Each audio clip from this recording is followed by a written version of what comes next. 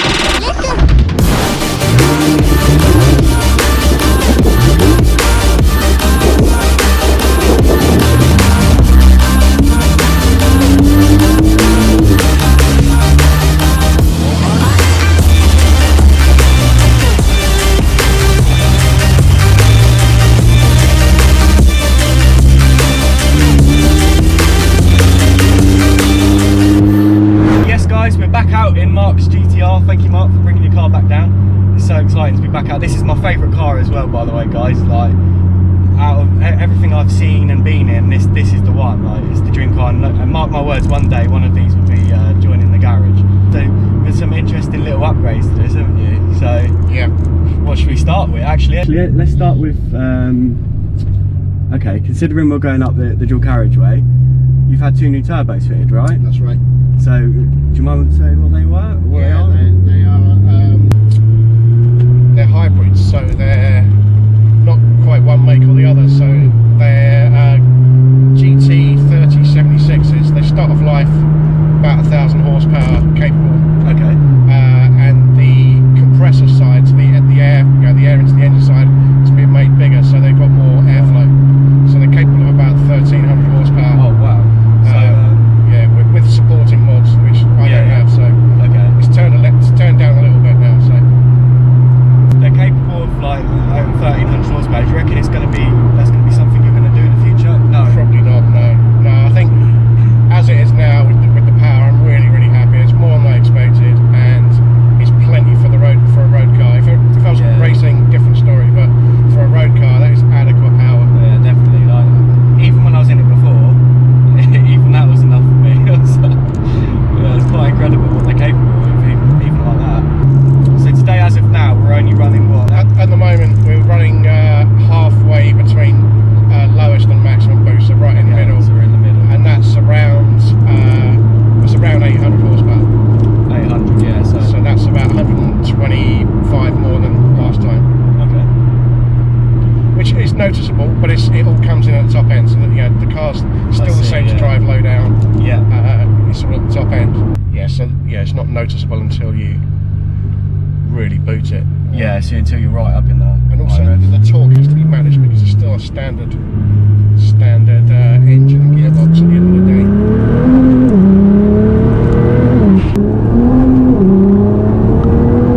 You feel it snap a little bit. Yeah.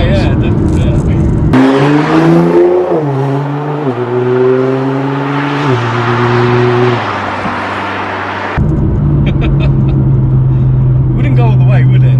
No, it'll correct itself. Traction control, cut in and sort it all out. Incredible cars, isn't there? And you recently went on a road trip, didn't you? Yes. Italy. Yeah.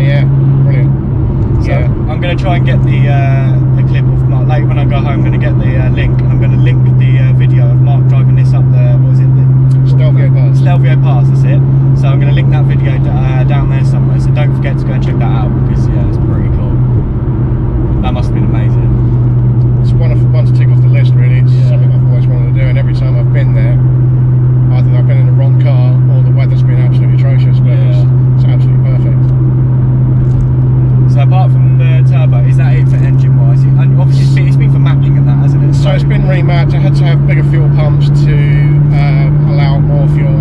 The injectors have already been upgraded, so they're 1000cc or 1050 cc injectors. So the fuel pumps have been upgraded to higher flow fuel pumps, and then the remap as well. So that's pretty much it, engine-wise. I've had some blow-off valves fitted as well, because the standard blow-off valves or dump valves, as you might want to call them, just wouldn't hold the pressure back. So yeah. And it was Litchfield, right? No, Litchfield initially tried to map it, and there was a boost leak, so they didn't end up mapping it. I've had it mapped privately, and it's a complete custom map. Yeah. So it's just completely custom. It's not an off-the-shelf map. And inside here as well, but Mark's fitted this nice, like, it looks like an iPad basically now. And yeah, it fits right. It fits in amazingly. Like, they should have come out with standard like this. It looks natural there. It doesn't look like you've added that. Yeah, it looks incredible. All your gauges on here and everything. Yeah. Yeah, it does. I mean, it does tons. It's great for navigation. So the car doesn't have sat nav built in. It's got radio built. It's got all the things that the standard car's got, plus a lot more. Plus, it's an Android pad, so you just put whatever you want on it. It was at this moment that he knew he fucked up. And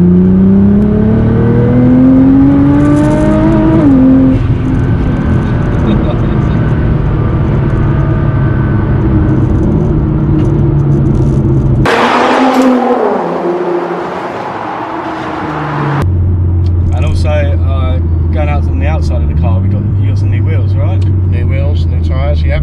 Yeah, they look quite awesome. What make are they? So they're Rohana. I think the make is RX1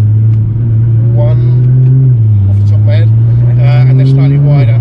Yeah. So they're half an inch wider at the front and inch and a half wider at the back. And they've got this lovely concave at the back, haven't they? Yeah, it's exactly the look I was going for. Just want to have it more like that sort of street racer look. Yeah. It suits the car very well. Yeah. And they're fairly light as well. So I've not really ruined any of the handling on the car. If anything, it's made it nicer to drive. It's certainly more stable. Okay.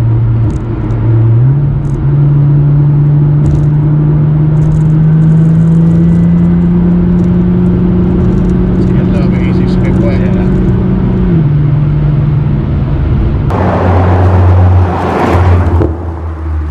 New rear diffuser as well.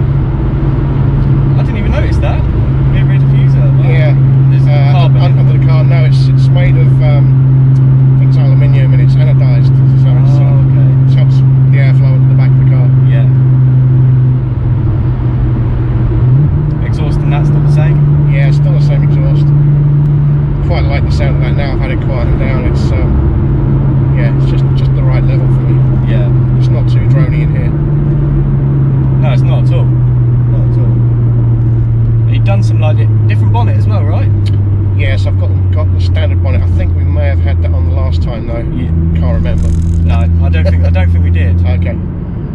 So yeah, it's the standard bonnet, just with the carbon fibre nostrils. Yeah.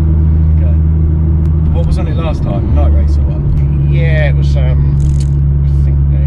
forget the actual make, but yes, it was carbon fibre, lots of slats in it, Yeah. but I don't think it suited the car. It's great for cooling, it's got lots of vents, but just made a bit of a mess of the engine when it rained, and I just didn't like the look at the front. I just thought the standard bonnet just looks a lot nicer, in my opinion. On some cars it looks fantastic, but I think on this colour scheme it didn't really work. Yeah, and like I said, if you haven't seen the previous video, it's wrapped by, what's the company called? Wrapped by Valet Magic. That's it, Valet Magic, and it's something Crush. It's Gloss Plum Explosion. Plum Explosion, that's the one. Yeah, really nice colour this is. Really stands out as well. No matter if it's like dull like today, it still like really pops. Yeah. Even today. And then in the sun as well. It's got like, has it got like fleck in it as well? Yeah, it's got like a red fleck in one of the layers. Yeah. So it does kind of shimmer. Yeah, very, very nice wrap this is. So I get a little burble now on the overrun. You hear it sort of. Yeah. I heard that. So you get a little crack on pop. Okay. I think that's in the tune. Have you took the whole flame thing off now? Like? No, No, so it's got a new flame mode now. Does. Yeah, it's let's find it. Where are we going? Custom maps. So I've got this thing called Godzilla mode. Oh wow. Which essentially just pours flames out the back. Yeah. It's a slightly different procedure, but you can do it anytime. You don't have to be in a special map to do it. You just hold cancel and just feather the throttle basically, and it sort of, I think it cuts the ignition but allows the fuel to still pump through. Okay.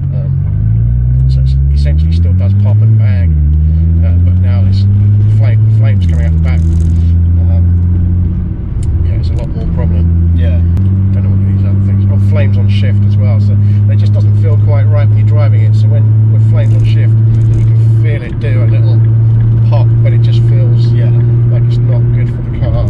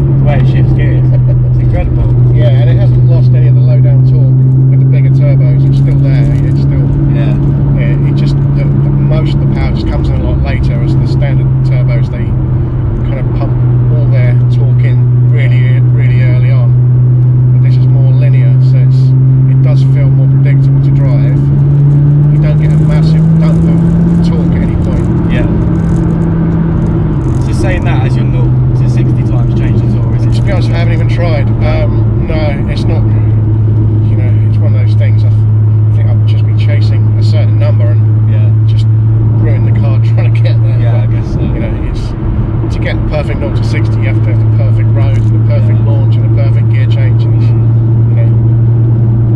I've had one under 3 seconds, and that's good enough for me. It's just, yeah, I remember you said it was 2.8 or yeah, something. Yeah.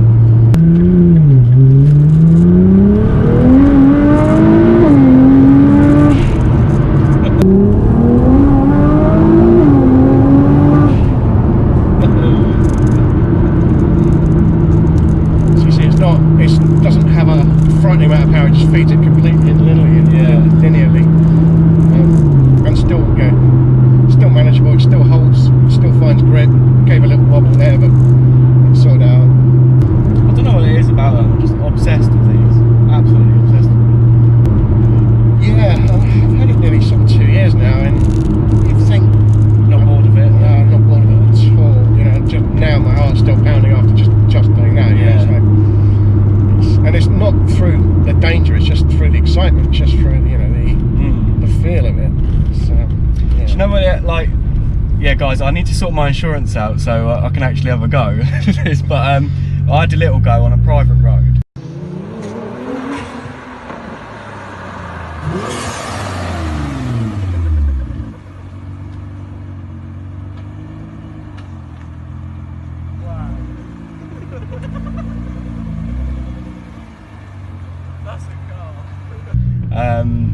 And the way I could describe it, is like you're on a motorbike, and the bike is pulling away from your hands. It feels, to me, it feels like that when you're like put your foot flat, your hands are getting pulled away from the steering wheel.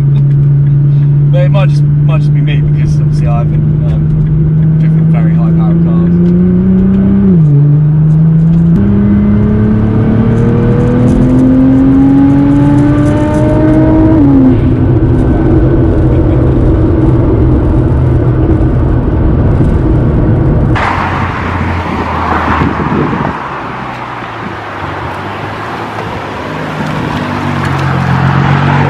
Right then guys, I think we're going to end off the video here. Thank you very much for bringing your car back down, Mark. Really appreciate your time as well. I've really enjoyed coming out in my favourite car. Don't forget, mark my words, one day one of these will be coming. Yeah, I hope I've done this car a bit more justice as well, because I've got better cameras now on that. But yeah, if you have enjoyed this video, please don't forget to smash the thumbs up button. I'd really appreciate that. Subscribe if you are new to the Petrhead family.